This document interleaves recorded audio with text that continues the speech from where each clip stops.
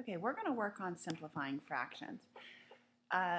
Fraction in its simplest form is when the only number that can be divided evenly into the numerator and denominator is 1. Finding the relationship between the numerator and the denominator helps simplify the fractions. So, for example, we're going to find the simplest form of 36/48.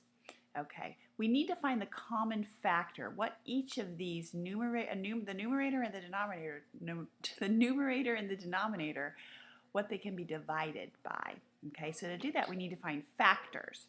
So I know that 6 will divide the numerator and the denominator. 36 divided by 6 is 6.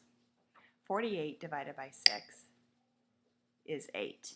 Okay, well, this is not in simplest form still, so we need to try it again. So 6/8. Okay, let's see. 6/8 can be divided, they're both even numbers, so I know that they can be divided by 2, so I'm going to try that. 8 divided by 2 is 4, and 6 divided by 2 is 3.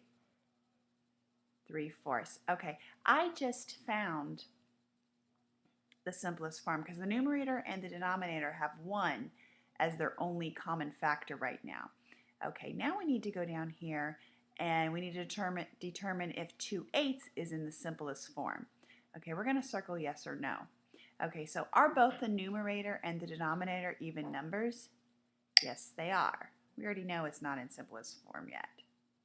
Is there a common factor for the numerator and the denominator? Yes. We know that common factor will be 2. Is the numerator a factor of the denominator? Yes, it is. The numerator is a factor of the denominator. Is the numerator equal to 1? No. Are the numerator and denominator consecutive numbers? That means is it 2/3 or 8/7? No, it's not. Are the only factors of the denominator the number in itself? No. So I know that 2/8 can be simplified. So we're going to go to the next screen. Okay, and I'm going to write 2/8 up here. 2/8. Okay, we're going to divide it to simplify it. And I know that the numerator can go into the denominator. So I'm going to divide the top by 2 and the bottom by 2. 2 divided by 2 is 1, and 8 divided by 2 is 4. I know that 2/8 simplified 1/4. This is a simplified number. All right. You now must do problems 2, 3, 4, 5, and also 26. You can put these in your math journals. Make sure that you have your name, your number, your date, and the numbers that you're answering. Okay, remember you're going to write yes or no to tell whether the fraction can be simplified.